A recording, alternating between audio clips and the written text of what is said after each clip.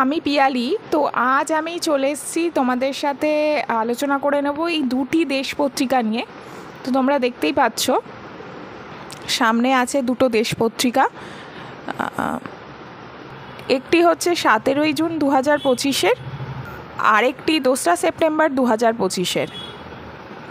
তো আজকে আমি এই দুটোই দেশ পত্রিকা নিয়েই তোমাদের সাথে আলোচনা করব। তো আগে আমি শুরু করছি 17ই জুন 2025। তার প্রচ্ছদটা এরকম ছিল। তো এবার চলো শুরু করা যাক। তো দেখতেই পাচ্ছ এটা সম্পাদকীয়, যেটা আমি বারবারই দেখাই সবাইকে, এবং সম্পাদকীয় যেটা আমিও প্রথম দেখিয়েই দেশটা খুলেই, সেটা হচ্ছে লিখেছে ক্ষমতার নগ্ন নির্লজ্জ ভাষ্য। বহুশ্রুত বহু পঠিত এক শব্দবন্ধ রাজনীতি সম্ভাবতার শিল্প। দীর্ঘ সময় ধরে নানান রকম প্রয়োগ আমরা দেখছি, ভিন্ন ভিন্ন অর্থে একে হৃদয়ঙ্গম করছি, কিন্তু মহাকালের স্রোতে নানা ঘাটে ঠক্কর খেতে খেতে এরও কিছু পরিবর্তন ঘটেছে বইকি। রাজনীতি হয়ে উঠেছে কদর্যতারও শিল্প। রাজ্য জুড়ে আগুনের মতো ছড়িয়ে যাওয়া যে অডিও ক্লিপটিকে ঘিরে এত চর্চা, যাকে ঘিরে এখন সত্য ও মিথ্যার পক্ষ বিপক্ষ, তা একাধারে যেমন পুরুষতান্ত্রিকতার সদম্ভ প্রকাশ, তেমনি ক্ষমতারও এক নগ্ন নির্লজ্জ অভিজ্ঞান। এমন একটি ঘটনার পরেও রাজ্য সরকারের নিষ্পৃহতা ও নিষ্ক্রিয়তা দেখে আশ্চর্য হতে হয়।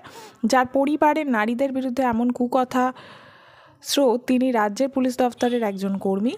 ঘটনা ঘটার অব্যবহিত পরেই তার অভিযোগগুলো বিবেচনা করতে আতশ কাজ নিয়ে বসল রাজ্য সরকার। অথচ অভিযুক্তের সব ছাড়, কারণ তার মস্তিষ্কে অক্সিজেনের সরবরাহে মাঝে মাঝে কিঞ্চিত ঘাটতি হয়ে যায়। সুস্থ শিক্ষিত চিন্তাশীল মানুষের পক্ষে কি এ যুক্তি পরিপাক করা সম্ভব? পশ্চিমবঙ্গে সবই সম্ভব। নির্বাচন প্রায় দরজায়, তাই জনরোষ প্রবল হয়ে ওঠার আগেই বীর নেতা নিঃশর্ত ক্ষমা চেয়েছেন। তার পথটিও আপাতত গেছে, কিন্তু ওই অবধি। একথা সত্য যে রাজনীতিতে এই কটুবাক্য বর্ষণ বিরল নয়। বঙ্গীয় রাজনীতিতে এমন কোনো কিছুই আগে ঘটেনি, তাও নয়, কিন্তু শাসক দলের নেতার ব্যক্তিগত উষ্মা থেকে নয়। এই কদর্য ক্ষমতার দর্প ও শক্তি থেকে উৎসারিত। যে পুলিশ রাজ্যবাসীর নিরাপত্তার দায়িত্বপ্রাপ্ত, তাদেরই একজনকে এমন তাচ্ছিল্য অবমাননাকর শব্দের আঘাত করে বাকিদের বুঝিয়ে দেওয়া যে কোন স্বৈরতন্ত্র কথা বলছে জননেতার আদলে।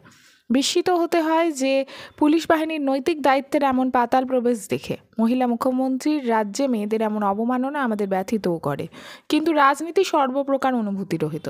অ্যানিমাল ফার্ম ও 1984 উপন্যাসের লেখক জর্জ ওয়েলওয়েল তার একটি প্রবন্ধে লিখেছিলেন যে রাজনৈতিক দুর্নীতিকরণের জন্য অপভাষা প্রয়োজন ভাষার অবনমন। আবার সেই অপভাষী রাজনৈতিক দুর্নীতির পথ প্রশস্ত করবে, যেন বৃত্ত একবার প্রবেশ করলে আবর্তিত না হয়ে উপায় নেই। পশ্চিমবঙ্গের বর্তমান শাসক দল সচেতনভাবেই সে বৃত্তটি প্রস্তুত করেছেন এবং তাতে প্রবেশ করেছেন। রাজ্যের মানুষের সম্মান ও প্রতিবাদের শক্তিকে ধুলো মিশিয়ে দিতে যে বা যারা শাসকের ছত্রছায়া থেকে সেই বৃত্তকে ক্রমবর্ধিত করেছেন, কুৎসিত কদর্য ভাষা তাদের কাছে ক্ষমতার সমনামী। যে ক্ষমতা নিয়ম করে আশ্বস্ত হয় জল, হাওয়া, এমনকি অক্সিজেনও পায় শাসকের স্নেহ ও সমবেদনায়। কিন্তু প্রশ্ন হলো, এত দূর আঘাত, অপমান, প্রতারণার পরেও ক্ষমতাসীন সরকারের দিকে আঙুল তুলে তাকে তার দায়িত্বের কথা স্মরণ করিয়ে দিতে কেন অপারগ আমরা? এ কি শুধুই পঙ্কিলতা, নিজেদের নিমজ্জিত না করা অনীহা? ইতিহাসের পথ ধরে ফিরে গিয়ে অতীতের প্রেক্ষিতে আজকের অপভাষার তুল্যমূল্য এক পরিমাপ করে নিরাপদ দূরত্বে নিজেদের সরিয়ে রাখা, নাকি স্রেফ নিজেদের গায়ে আঁচ এখনও লাগছে না বলে শাসকের ধমক ও চমকের আড়ালকে অসহায়তার বর্ম করে নীরব দর্শক সেজে থাকা? গণতন্ত্রে শাসক শব্দেরই তো অস্তিত্ব থাকা উচিত নয়। জনতার দ্বারা নির্বাচিত প্রতিনিধি, যিনি কাজ করবেন জনতার স্বার্থে, জনতার অর্থে। নির্বাচকদের স্বাধীন বোধই সেখানে শেষ কথা। কিন্তু নিম্নগামী ও ভাতাকামী এক রাজনৈতিক সংস্কৃতি বঙ্গবাসীর চেতনাকে অবিল করে রেখেছে। এই দুর্ভাগ্যের শেষ কোথায়? তো এই ছিল সম্পাদকীয় ক্ষমতার নগ্ন নির্লজ্জ ভাষ্য। আচ্ছা, এখানে মন্তব্যে আছে বৈদেশিকী, ক্ষমতা ও অর্থের অসমীকরণ। সরকারি সহযোগিতায় মাস্ক হয়ে উঠেছেন অমিত বিত্তশালী, কিন্তু ইলন মাস্ক এক নির্মীয়মান থ্রিলারের নায়কও বটে। দৃষ্টিকোণে দিয়েছে পুনরায় অগ্নিগর্ভ মণিপুর। বিজেপি এবং সংঘ পরিবারের মণিপুর সহ উত্তর পূর্ব ভারতে হিন্দুত্বকরণের চেষ্টা চালাচ্ছে। পারস্যের পারিয়া ব্যক্তিত্ব, সমস্ত সৃজনশীল কাজের ওপর নিষেধাজ্ঞা ইত্যাদি গা সওয়া হয়ে গিয়েছে পানাহার।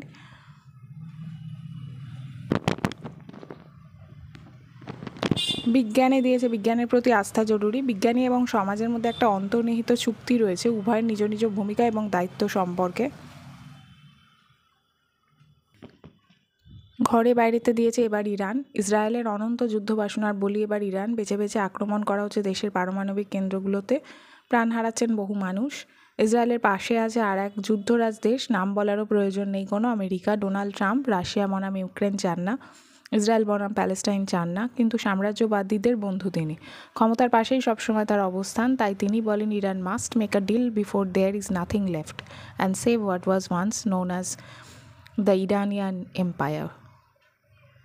চেনাব রেল সেতু আইফেল টাওয়ারের চেয়েও 35 মিটার উঁচু, সহ্য করতে পারবে প্রতি ঘন্টায় 260 কিলোমিটার গতিবেগে ছুটে চলা বাতাস। আগামী 120 বছর অন্তত আয়ু। 4334 ফিট লম্বা সেতুটি বিশ্বের উচ্চতম রেলওয়ে আর্চ ব্রিজ হিসেবে স্বীকৃত পেল। উধমপুর শ্রীনগর বারমুল্লা রেল লিঙ্কের এই প্রজেক্ট শুরু হয়েছিল প্রায় 28 বছর আগে। 17 বছর এই সেতু নির্মাণের কাজে যুক্ত ছিলেন ইঞ্জিনিয়ার অধ্যাপক জি মাধবীলতা। সোশ্যাল মিডিয়ায় তিনি সম্প্রতি নায়িকা হয়ে উঠেছিলেন, কিন্তু স্বয়ং অধ্যাপক জানিয়েছেন এই মাতামাতি যুক্তিহীন, বরং বলেছেন I salute the millions of unsung heroes. Brian Wilson 6-এর দশকে আমেরিকার গানের ব্যান্ড দ্য বিচ বয়েজ যথেষ্ট সাড়া ফেলেছিল। তাদের সার্ফিং ইউএসএটি জনপ্রিয় গান। 3 সহোদর ব্রায়ান, ডেনিস ও কার্ল উইলসন এবং তাদের তুতো ভাই মাইক লাভার আরেক বন্ধু আর্ল জার্ডিন। বিচ বয়েজে এই ছিল অরিজিনাল লাইন আপ। 3 ভাইয়ের মধ্যে ডেনিস ও কার্ল প্রয়াত হয়েছেন আগেই, এবার চলে গেলেন ব্রায়ান। উড়ানের স্বপ্নভঙ্গ 12ই জুন 2025 বৃহস্পতিবার দুপুর 1:30 নাগাদ আহমেদাবাদ থেকে লন্ডনের উদ্দেশ্যে রওনা হয়েছিল এয়ার ইন্ডিয়ার যাত্রীবাহী বোয়িং 7878 ড্রিম লাইন বিমান। ওরা রাত মিনিটের মধ্যেই বিমানবন্দর সংলগ্ন মেঘানী নগর এলাকায় ভেঙে পড়ে সেটি। বিমানে মজুদ জ্বালানি তেল থেকে বিধ্বংসী আগুন লেগে যায়। এখনও পর্যন্ত মৃতের সংখ্যা 260-এর অধিক, জীবিত মাত্র 1 যাত্রী। প্রচ্ছদ কাহিনী 1 উন্নয়ন সংস্কৃতি ব্রত পালন তিলোত্তমা মজুমদার লিখেছেন। প্রচ্ছদ কাহিনী 2 কুবাক্য ভাষা সন্ত্রাস ধর্ষকাম ও প্রয়োগ সুপ্রিয় চৌধুরী লিখেছেন। 60-এর দশকে শাসক দলের আর এক মহিলা বিধায়কের আসনে আলতা ঢেলে রেখেছিলেন বিরোধীরা।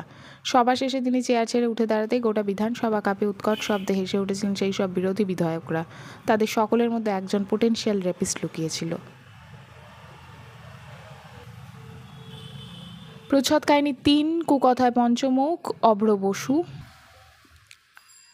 শিল্প সংস্কৃতি এক অবধারিত অন্তরঙ্গতার বোধ। প্রদর্শনী ছবিগুলোর মধ্যে যোগেন চৌধুরীর নিজস্ব চিত্রভাষার সম্যক নিদর্শন রয়েছে। যোগেন চৌধুরীর বেশ কিছু ছবি নিয়ে একটি একক প্রদর্শনী কিছুদিন আগে অনুষ্ঠিত হয়ে গেল দেবভাষার গ্যালারিতে। এই প্রদর্শনীর ছবিগুলো একেবারেই সাম্প্রতিক, অধিকাংশ ছবি 2025-এর। 2-1টি কাজ বাদ দিলে প্রতিটাই ক্ষুদ্রায়তন। দর্শককে খুব কাছে গিয়ে নিরীক্ষণ করতে হয়, সেগুলো ফলে একটা অবধারিত অন্তরঙ্গতার বোধও জন্মায়। ছোট চিত্র পরিসরের মধ্যে শিল্পী মুখ্যত ধরেছেন বিভিন্ন মানুষের বিবিধ প্রকারের মুখাবয়ব বা তাদের নানাবিধ অভিব্যক্তি। এর আগে তার বহু গুরুত্বপূর্ণ ছবিতে আমরা দেখেছি কিভাবে সংসার ও সম্পর্কে জটিল সমীকরণ বারবার মূল বিষয় হিসেবে উঠে এসেছে। এও দেখেছি চিত্রতলে স্পেস ডিভিশনের পাশাপাশি কিভাবে তার চিত্রিত চরিত্রদের অভিব্যক্তি মূলত নির্দিষ্ট করে দিচ্ছে সেই গূঢ় চিত্রনাট্য, যা শিল্পী আমাদের কাছে উন্মোচন করতে চান। এখানে দেখছি কালো কালি স্থূল রেখায় চিত্রের মূল আদলটি তৈরি করে নিয়ে তারপর ভলিউম ও আলো ছায়া তৈরি করার জন্য টিন্ট ব্যবহার করেছেন। তার মধ্যে কখনো রঙের আভাস দেখি, কখনো বা ডাইলিউট কালিরই ধূসর ছোপ। কিছু কিছু ছবিতে স্কেচের একটা চরিত্র থাকলেও শিল্পীর অভিনিবেশ কাজগুলির মধ্যে স্পষ্ট, ফলে তার পূর্ণাঙ্গ ছবির যে গাম্ভীর্য তা এখানেও সম্যক খুঁজে পাওয়া যায়। বরং তার রেখার বিশিষ্ট চলনটি এই প্রদর্শনীর ছবিগুলো ভালো করে দেখলে সহজেই বুঝতে পারা সম্ভব। যোগেন চৌধুরী কখনোই দ্রুত রেখা ব্যবহার করেন না, অথচ তার লাইনগুলোর মধ্যে একটা অন্তর্গত গতি আছে যা মন্থর অথচ নিশ্চিত। প্রকৃতির মধ্যে প্রাণের গতি যেমন অলক্ষ্যে অগ্রসর হয়, সেই রকম একটা অর্গানিক চলনের দৃশ্যরূপ তার কাজে বারবার পেয়েছি। অ্যান্টনি গাউডি দীর্ঘদিন আগে বলেছিলেন, প্রকৃতিতে কোনো স্ট্রেট লাইন নেই। আমাদেরও দেখার অভ্যেস এমনটাই যে প্রকৃতি ও সজীবতার সঙ্গে আমরা যুক্ত করে দেখি বক্ররেখাকে, কার্ভকে, সেইভাবে অর্গানিক রেখা বা আকারকে সংজ্ঞায়িত করে থাকি। পাশাপাশি যা প্রাণময় নয় বা যা সভ্যতা সৃষ্টি, তার সঙ্গে জিওমেট্রিক লাইন জুড়ে যায় আমাদের ধারণার পরিসরে, যেমন শহর, তার স্কাইলাইন, কলকারখানা প্রভৃতি। এই দুই দৃশ্যগোত্র অবশ্য মিলেমিশে থাকে সাধারণভাবে। লক্ষ্য করার মতো বিষয় হলো, যা অজীব, যা প্রাণহীন, সেটিও যোগেন চৌধুরীর ছবিতে এক বৃহত্তর প্রাণীতে বিশ্বের অংশ হয়ে যায়। এই অর্গানিক রেখার প্রয়োগের ফলে ড্রিম নামে 2023-এর যে প্যানেল সদৃশ্য লম্বা কাজটি আমরা এখানে দেখলাম, সেখানে বেশ কিছু নগর চিহ্ন রয়েছে গাছগাছালির পাশেই। নজর করলে দেখা যাবে ইমারতগুলির কন্ট্যুর লাইনও কিন্তু স্পন্দিত। প্রথম দেখায় যেরকম আপাতমস্তক জ্যামিতিক বলে মনে হয়, বস্তুত তা নয়। এসবের সঙ্গে সহজ সংযোগ ঘটে যাচ্ছে গাছগাছালির প্রাণময় উপস্থিতির। শেষমেশ এটা তো একটা সহাবস্থানেরই ছবি, প্রকৃতির সঙ্গে সভ্যতার, মানব ধর্মের সঙ্গে সমাজ ধর্মের। পাশাপাশি দাঁড়িয়ে আছে শিকড় ও উড়ান, উদ্ভব ও বিনাশ। তার মধ্যে নিঃশব্দে জেগে থাকে একটি স্থির দৃষ্টি চোখ, সাক্ষীর মতো। সে কি ইতিহাস নাকি সময় স্বয়ং? এরকম বারবারই মনে হয়েছে যে যোগেন চৌধুরীর বহু ছবিতে জীবন ও মৃত্যু সম্পর্কিত যে ডিসকোর্সের বিস্তার দেখি তার ধরন একেবারে আলাদা। এখানকার কয়েকটি ছবিতেও সেখানে তিনি এঁকেছেন মূলত গাছ, ফুল ও পাতা। এই রকম একটা বিষয় লক্ষ্য করা যায়। এখানে একবার মনে করিয়ে দেওয়া ভালো যে তার ছবিতে ফোলিয়াজের বরাবরই একটা নিজস্ব চরিত্র আছে। একে একটা দ্বিমুখী গতির প্রেক্ষিত দেখা সম্ভব। আমরা দেখেছি উন্নত ফুল্ল কুসুমিত শাখার সঙ্গেই তিনি ছবিতে অনুপ্রবিষ্ট করেন অবনত ডাল ও শুষ্ক ফুলপাতাকে, যারা অবধারিত বিনষ্টির দিকে চলেছে। কিন্তু এই মৃত্যুমুখী সম্ভবত শেষ কথা নয়। শিল্পী সঞ্চারিত করে দিচ্ছেন এক প্রকার ঊর্ধ্বগতি, যেন তা বিনাশের উপকূল থেকে জীবনের পরিসরে আবার ফিরে আসার অদম্য চেষ্টা। তবে এই কথাও মনে রাখতে হয় যে অবজেক্টের এই বিভিন্ন মুখ যেমন একটা ডিজাইন ভ্যালু যোগ করে দেয় ছবিতে, তেমনি সংরচনার ক্ষেত্রে এক ধরনের অন্তর্গত ভারসাম্যের বোধ তৈরি করে। ফলে গাঠনিক দিক থেকে এর গুরুত্ব নেহাত কম নয়।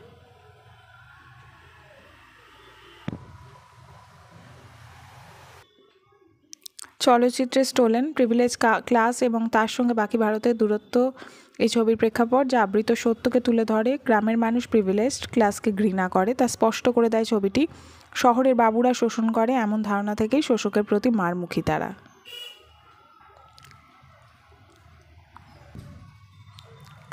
শেষ কথা, দায় কার? শ্রমিক ঘোষ। সেদিনের উৎসবে আসলে ক্রিকেট ছিল না, ছিল এই দেশের বিনোদন ইন্ডাস্ট্রির অকপট মেশিনারি। মারা গেলেন 11 জন পদপিষ্ট হয়ে স্টেডিয়ামের ঠিক সামনে। 30 পার করেনি তাদের কারো বয়স। অন্তত 4 জন ছিলেন টিনেজার। আহত হলেন কম করে 75 জন। অথচ উৎসব থামল না। গাঁক গাঁক করে বেজে গেল মিউজিক। ছবি তুলতে ও তোলাতে ব্যস্ত রইলেন রাজনৈতিক নেতারা। জনতার দিকে ক্রমান্বয়ে হাত নেড়ে গেলেন আইকন ক্রিকেটাররা, আর উল্লাসে ভেসে গেল জনতা।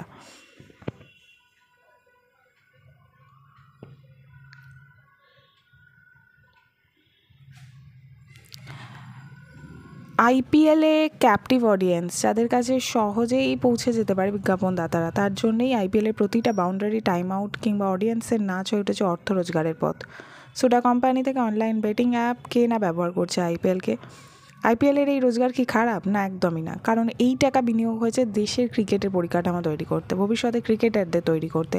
কিন্তু অতিরিক্ত অর্থ উপার্জনের এই চাপ আইপিএলকে বাধ্য করেছে তার ক্যাপটিভ অডিয়েন্সকে ধরে রাখতে। তাই ক্রিকেট কম, রিয়ালিটি শো বেশি হয়ে উঠেছে আইপিএল। বাধ্য করেছে গণ উন্মাদনা তৈরি করতে। তারই মাসুল দিয়েছে ব্যাঙ্গালোর। আইপিএলের বাজার থাকুক, তার প্রয়োজন হয়তো আছে, কিন্তু তা যেন মানুষের প্রাণের দামের থেকে বড় না হয়ে ওঠে। স্পেকটাকেলের উন্মাদনা যদি প্রাণ নেয়, তাহলে তা দুর্ঘটনা নয়, অপরাধ। পরের বার উৎসবে মেতে ওঠার আগে তাই ভাবা দরকার, আসলে কি উদযাপন করছি আমরা, তার জন্য কতটা মাসুল চোকাতে হচ্ছে আমাদের। এইটা দিয়েই আমি শেষ করলাম এই দেশ পত্রিকাটি। 17 জুন 2025। এবার আমরা দেখে নেব 2রা সেপ্টেম্বর 2025-এর দেশ পত্রিকা। এই ছিল তার প্রচ্ছদ। এই হলো সম্পাদকীয় স্মৃতিচিত্র, ধ্বংসচিত্র। কালিদাসের মেঘদূত গ্রন্থে বুদ্ধদেব বসু লিখেছিলেন, চণ্ডীদাস থেকে রবীন্দ্রনাথ পর্যন্ত বর্ষার সঙ্গে প্রেম ও বিরহের একটি অবিচ্ছেদ্য সম্বন্ধ স্থাপিত হয়ে গেছে। যদিও যুগ অতিক্রমকারী সাহিত্যের ঐতিহ্যে মেঘদূতের প্রভাব অস্বীকার করা না গেলেও এ কাব্যে সত্যিকারের বিরহ স্বাদ বা বর্ষার আবেগের সঞ্চার নেই বলে তার মনে হয়েছিল, সে অন্য প্রসঙ্গ। তবে অঝোর বরিশন যে বাঙালির ক্লান্ত ধস্ত বিরহী মনের শান্ত শীতল প্রেমের ধারা, একথা বললে এতটুকু অত্যুক্তি হবে না। সাহিত্যে ও কাব্যে নগর জীবনের যান্ত্রিকতা হাঁপিয়ে ওঠা মনের অবসর যাপন অথবা স্মৃতির পথে হেঁটে যাওয়ার সঙ্গে ঝড়ো ঝড়ো মুখর বাদুড় দিনের সংযোগসূত্রটি চিরকালের মতো বাধা হয়ে গেছে। কিন্তু সেই রোমান্টিক বাড়িধারা ক্রমেই হয়ে উঠছে আমাদের অস্বস্তির কারণ। বিগত কয়েক বছর ধরে এদেশে বর্ষার গতিপথ অপ্রত্যাশিত, অভাবিত। সারা দেশ জুড়ে একটানা বৃষ্টি হয়ে চলেছে আনুষ্ঠানিকভাবে শরতের প্রবেশ সত্ত্বেও। এ কেবল মেঘরৌদ্রের খেলা নয়, অবিরাম বর্ষণ। দেশের মেট্রো শহরগুলির বহু পুরনো নিকাশি ব্যবস্থায় অতিবৃষ্টির চাপ নিতে না পারায় অবরুদ্ধ হয়ে পড়ছে শহর আমাদের জীবন। উত্তরাখণ্ড, হিমাচল, জম্মু কাশ্মীরের গ্রাম থেকে একের পর এক হাওড়া বাঁধ ধসের সংবাদ উঠে আসছে প্রতিদিন। এই লেখা প্রেসে যাওয়ার সময় অবধি বৈষ্ণোদেবী যাত্রায় আচম্বিত ধসের বালি 41, আশঙ্কা করা হচ্ছে ধ্বংসস্তূপের নিচে চাপা পড়ে আছে আরও অনেকে। দীর্ঘদিন ধরে নির্বিচারে জলাভূমি বুঝিয়ে চলেছি আমরা। অম্লান বদনে কেটে ফেলেছি গাছের সারি, ইটকাট কংক্রিটের জঙ্গলে এক টুকরো টবে সংকুচিত করছি সবুজকে। অস্তিত্বের এমন সংকটে প্রকৃতিও নিজেকে প্রসারিত করতে চাইছে, তারই পরিণামে এই বৃষ্টি বিপর্যয়।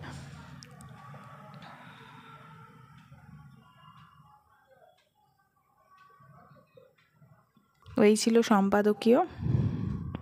পর মন্তব্য, রাজনীতি 1, মন্ত্রিত্ব খারিজের বিল। এই বিলের আসল উদ্দেশ্য বিরোধী মুখ্যমন্ত্রী অথবা বিরোধী দল শাসিত সরকারগুলিকে চাপের মধ্যে রাখা। তদন্তকারী সংস্থার কর্তা নির্বাচিত জনপ্রতিনিধি তথা মন্ত্রীকে বদলে দিতে পারেন কিভাবে? কোনো ব্যক্তি আইনত অপরাধ করেছে বলে যুক্তিসঙ্গত সন্দেহ হলেই পুলিশ বা তদন্তকারী সংস্থা তাকে গ্রেফতার করতে পারে।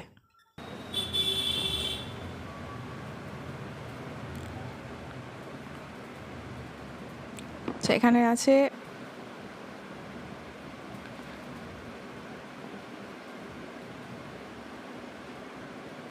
যুক্তিসঙ্গত সন্দেহ হলেই পুলিশ বা তদন্তকারী সংস্থা তাকে গ্রেফতার করতে পারে। রাজনীতি 2, পরিযান ইতিহাস না রাজনীতি। রাজ্যের যে দীর্ঘমেয়াদী উন্নয়নের পথ তা নিয়ে যে কেউ ভাবছেন না, তাতে আর একবার শিলমোহর পড়ল। ঘরে বাইরে আত্মহত্যার প্ররোচনা। কৃত্রিম বুদ্ধিমত্তা অনেক কিছু করতে পারে। নবতম সংযোজন আত্মহত্যার প্ররোচনা। যন্ত্রই একদিন শেষ করবে মানব জাতিকে, এ আজ আর কথা বা কষ্ট কল্পনা নয়। ক্যালিফোর্নিয়ার অ্যাডাম রেন, বয়স 16, আত্মহত্যা করেছিল গত এপ্রিল মাসে, কিন্তু সম্প্রতি তার মা বাবা আবিষ্কার করেছেন তাদের ছেলে দিনের পর দিন কথা বলে গিয়েছে এই চ্যাটবটের সঙ্গে, জানতে চেয়েছে আত্মহত্যা সম্পর্কে, এবং এআই জুগিয়ে গিয়েছে হাজারো তথ্য। তারপর আছে বিস্মৃতিচারণ। দুটো সংবাদ, স্মৃতি বিস্মৃতির। অভিনেতা ব্রুস উইলিস, অসুস্থ ব্রুস উইলিস ক্রমশ হারিয়ে ফেলছেন ভাষা। ডিমনেশিয়ার জন্য ঘটছে এমনটা জানিয়েছেন তার স্ত্রী। আর এরই পাশাপাশি আমেরিকায় কবি রিচার্ড সাইকেন সম্প্রতি প্রকাশ করেছেন তার চতুর্থ কাব্যগ্রন্থ আই ডু নো সামথিংস বিষয়ে আত্মপরিচয়, ভাষার পুনঃসন্ধান। পথকুকুর সংক্রান্ত সুপ্রিম কোর্টের রায় নিয়ে নানাজনের নানা মত। তবু যে নির্দেশিকা দেওয়া হয়েছে আদালতের তরফে তা প্রথম চালু করতে চলেছে রাজস্থান সরকার। পথকুকুরদের খাওয়ানোর নির্দিষ্ট জায়গা করতে হবে, করাতে হবে চিকিৎসার পরে তাদের ফিরিয়ে দিতে হবে নিজেদের এলাকায়। এইসব নিয়মকানুনের মাঝেই মনে পড়ে প্রবাদ প্রতিম সেই বাক্য, the more one gets to know of men, the more one values dogs.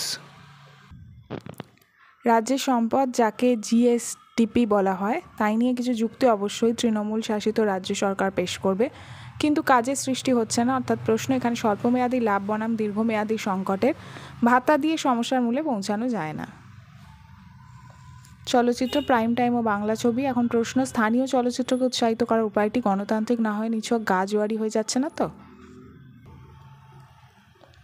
দেশভাগের পর ভারত বাংলাদেশ যৌথ প্রযোজনায় কখনো কখনো বড় পর্দার ছবি তৈরি হয়েছে, তার সংখ্যার নিরিখে অতি নগণ্য। অন্তর্জালের অপরিসীম সম্ভাবনার গভীরে অন্তত বাজারের নিরিখে দুপার বাংলা এক হয়ে যেতে পারছে, তাতে দুপক্ষের প্রযোজকদের ব্যবসায়ী লাভবান হবে। অতিবর্ষণে প্রাকৃতিক বিপর্যয়। টানা 72 ঘন্টা বর্ষণে জম্মু ও কাশ্মীরে বন্যা পরিস্থিতি তৈরি হয়েছে। বৈষ্ণোদেবী মন্দির যাওয়ার পথে ধস নেমেছে, হত ও আহত হয়েছেন বহু মানুষ। উপরের ছবিটি তাওই নদীর জলে প্রায় অর্ধনিমজ্জিত গণেশ মূর্তির। অনুমান করা যায় নদীর জলন্তরের ভয়াবহতা। দ্বিতীয় ছবিটি কাঠুয়ায় জম্মু পাঠানকোট জাতীয় সড়কের একটি সেতুর অংশ, সেটি বিপুল জলপ্রবাহের ফলে ক্ষতিগ্রস্ত এবং অচল হয়ে পড়েছে। প্রচ্ছদ কাহিনী 1, হিমালয়ের শেষ হাসপাতাল। জয়া মিত্র। জল আসছে চোখ ফেটে, কি লিখতে বসেছি আমি। হিমালয় পর্বতের ধ্বংসগাথা। ভারতীয় উপমহাদেশের ধাত্রী যেই হিমালয়, এই ভূখণ্ডের ভূগোলে, ইতিহাসে, আচারে, সংস্কৃতিতে, নৃতত্ত্বে আত্মপরিচয়, যার অস্তিত্বের গুরুত্বের কোনো সীমা নেই, স্বল্প কয়েকজন লোকের সিদ্ধান্তে তার শেষ পর্বের বিবরণ। দ্বিতীয় প্রচ্ছদ কাহিনী লিখেছেন স্মৃতির বর্ষা, সরঞ্জিৎ চক্রবর্তী। তখন বর্ষার খেলা ছিল ফুটবল। আমাদের মফস্বলে মাঠ ছিল অনেক, আর তাতে বর্ষাকাল জুড়ে নানান টুর্নামেন্ট হতো। ঠাকুরদা বা সেজ কাকার সঙ্গে সেসব খেলা দেখতে যেতাম আমি। কখনো ছাতা মাথায়, কখনো আবার বৃষ্টিতে ভিজেই খেলা দেখতাম। জল কাদা মাখা সে ছিল অন্য এক আনন্দ। পছন্দের মেয়েটিকে একবার দূর থেকে দেখব বলে তুমুল বৃষ্টির মধ্যেও দাঁড়িয়ে থেকেছি, ঝাঁকড়া বকুলের তলায়। না, তখন একে স্টকিং বলা হতো না, একে আমরা প্লেটোনিক লাভ বলেই জানতাম। কখনো বৃষ্টি মাথায় করে তার জন্য কিনে এনেছি নতুন চকলেট, কখনো নোট কপি করে পৌঁছে দিয়েছি তার বাড়িতে। প্রচ্ছদ কাহিনী 3, লিখেছেন বিভাস রায়চৌধুরী। ভারী ব্যাপক বৃষ্টি আমার। ছোটোবেলার কথা তো ভাবলে দৃশ্যটা আবছা আবছা লাগছে। পুকুরের ও পাশে বড় একটা তেঁতুল গাছ আর বেতের ঝোপ। ডান দিকে জলের ওপর ঝুঁকে আছে পরপর কয়েকটা জবা ফুলের গাছ। বাঁদিকে দুটো উঁচু নারকেল গাছ একটু হেলে আছে। তার মাথার দিকে তাকাতে গেলেই দেখতে পাবে কি কালো মেঘ। আজকের মেঘ ধারণার সঙ্গে পৃথিবী সৃষ্টির সময়ের মেঘ ধারণার কোনো মিল নেই। সেদিনের মেঘ ধারণ করেছিল অনন্ত বর্ষণ। বিজ্ঞানীরা মনে করেন কয়েক মিলিয়ন বছর ধরে বৃষ্টি ঝরিয়েছিল সেই মেঘস্তূপ। পৃথিবীর গরম পিঠ এভাবেই ঠান্ডা হয়, জন্ম হয় দিগন্ত বিস্তারী সমুদ্রের। প্রচ্ছদ কাহিনী 4, লিখছেন শ্রমিক ঘোষ। যখন বৃষ্টি নামল। প্রবন্ধ ইন্দিরা দেবী চৌধুরানী, উষার আলো। প্রীতম সেনগুপ্ত লিখেছেন।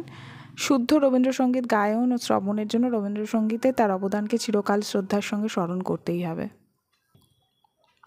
দুর্বার চিত্রাক্ষরের ইতিহাস, শিল্প সংস্কৃতি। বাংলা কলমের স্নিগ্ধ রোম্যান্টিকতা, মাটির তাজা সুবাসী শিল্পীর এই চিত্রমালার প্রাণভোমরা। পশ্চিমবঙ্গ তথা সারা দেশের প্রবীণ শিল্পীদের মধ্যে রমানন্দ বন্দ্যোপাধ্যায় এক অন্যতম নাম। তার চিত্রচর্চার ইতিহাস দীর্ঘকালের।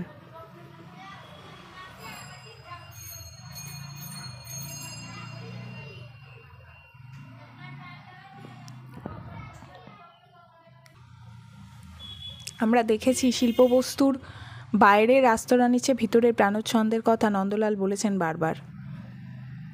রামানন্দ নিজেও চোখে সাধারণ দেখা চিত্রের মূল 3টি উপাদান রং, রেখা ও আকারের গভীরে প্রবেশ করতে চেয়েছেন। তার ছবিতে ছবির উপাদানগুলি একে অপরের সঙ্গে সেখানে ওতপ্রোতভাবে মিশে থাকে। স্বতন্ত্রভাবে কারো উচ্চকিত উপস্থিতি চোখে পড়ে না। রেখার তরঙ্গায়িত গতি, আকারের সারল্য এবং রঙের স্নিগ্ধ বিভা দর্শককে যেন আন্তরিক আমন্ত্রণ বয়ে আনে। পাশাপাশি বলতে হবে আধুনিক চিত্রকলার অন্যতম প্রধান বৈশিষ্ট্য হলো চিত্রপটের দ্বিমাত্রিকতার বিস্তার, যা রামানন্দের কাছে স্পষ্ট স্বাক্ষর রেখে যায়। ছবিতে তিনি মিশিয়ে দেন এক ধরনের লোকায়ত সারল্য।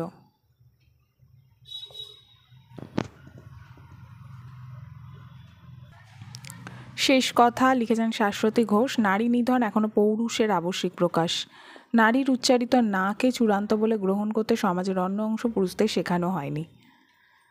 আবারও আরেক খুনের কাহিনী। কেন্দ্রে পণ প্রথা। বাপের বাড়ি থেকে হয় একটা মার্সিডিজ গাড়ি, নয়তো 36 লক্ষ টাকা নগদে আনতে পারেনি বলে নিক্কি বাটির বর বিপিন আর তার মা মানে নিক্কির শাশুড়ি মিলে সে বেচারির হাত বেঁধে গায়ে কেরোসিন তেল ঢেলে আগুন দিয়ে জ্যান্ত পুড়িয়ে মেরেছে। দিল্লির অদূরে তাদের নয়ডার বাড়িতে। বিপিন নাকি যখন পুলিশের হাত ছাড়িয়ে পালাতে চেষ্টা করেছিল তখন পুলিশ বিপিনের পায়ে গুলি করে।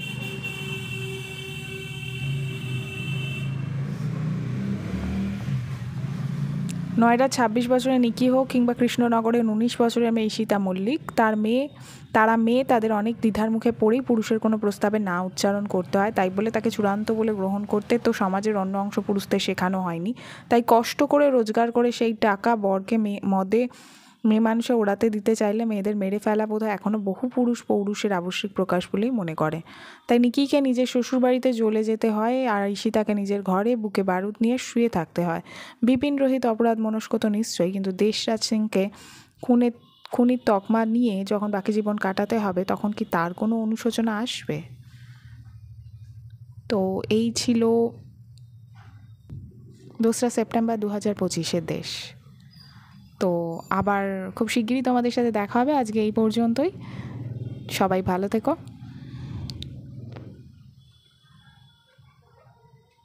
আর সাহিত্যে থেকো।